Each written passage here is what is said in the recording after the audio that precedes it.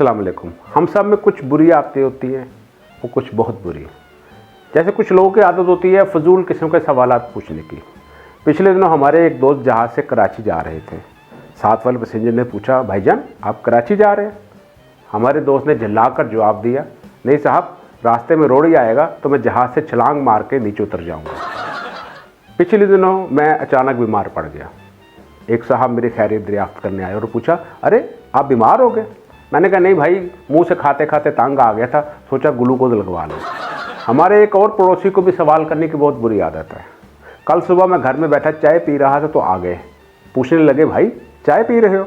मैंने कहा नहीं भाई, चाय में चीनी मिला के चेक कर रहा हूँ कि इस बार बिजली का बिल कितना आएगा। अब उसी पड़ोसी की दूसरी बात सुन लीजिए। परसों एक साहब कुत्ता लेकर सड़क पे टहला रहे थे। उसके पास पहुंचकर पूछने लगे, भाई ये कुत्ता है?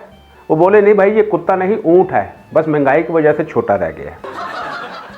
हमारे एक दोस्त को फोटोग्राफी का बहुत शौक था। 20-25 साल से फोटोग्राफी कर रहे थे। इस फोटोग्राफी की शौक की वजह से उनकी एक आंख हमेशा बंद रहती थी। इस एक आंख बंद की वजह से उन्होंने बड़ी लड़कियों से मार खाई। आखिर एक दिन उनकी बीवी ने तंग आके बोला कि अगर तुमने ये फोटोग्राफी ना छोड़ी तो मैं तुम्हारी दूसरी आंख भी वैसे ही बंद कर दूंगी जैसी तुम्हारी पहली आंख बंद रहती है। उसके बाद उन्होंने फोटोग्राफी और एक आंख बंद करना बिल्कुल छोड़ दिया। अच्छा, कई लोगों को भारी भरकम और लाउड रिएक्शन देने की बड़ी आदत होती है। जैसे छींक का ही मामला ले लीजिए। कई लोग बड़ी हल्की सी निक्की सी छींक मारते हैं, छी, जैसे मर्सिडीज स्टार्ट हुई हो। और कई लोग इतने जोर की छींक मारते हैं जैसे बम को लात मारते हो, अच्छी।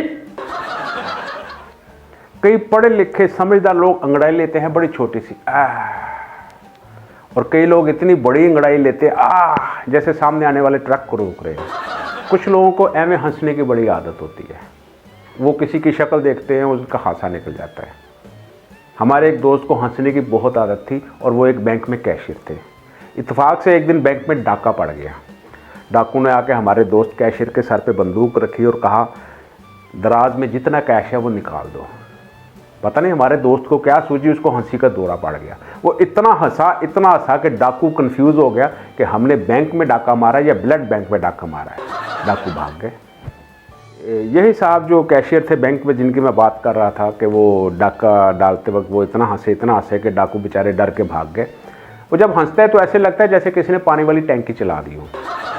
पिछले दिनों किसी जनाजे पे चले गए, जब मैयत का चेहरा देखने लगे तो हंसी छूट गई और इतना हंसे कि मैयत उठकर बैठ गई और कहने लगी कि भाई मैं अपनी सारी उम्र का हिसाब देने जा रहा हूँ फरिश्तों को और तुम्हारे हासे निकल रहे हैं।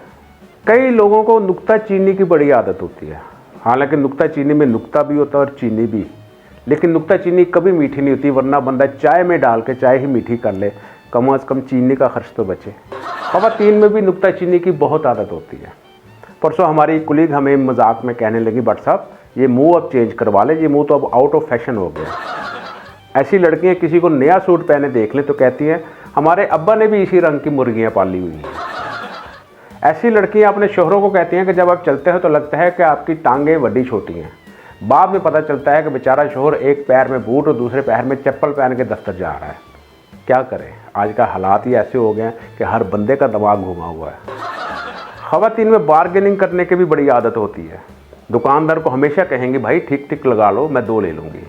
इसीलिए पठान भाई 2000 की चीज़ का 10,000 बताते हैं कि ये खातून कितना कम करवा लेगी। एक खातून पित्ते का ऑपरेशन करवाने हॉस्पिटल चलेगी। हॉस्पिटल वालों ने ऑपरेशन का खर्चा बताया तो उन्हें कहने लगी, भाई कोई जायज़ लगा लो, मैं 2 ऑपरेशन करवा लूँगी, इजाज़त दीजिए, अल्लाह हाफिज़।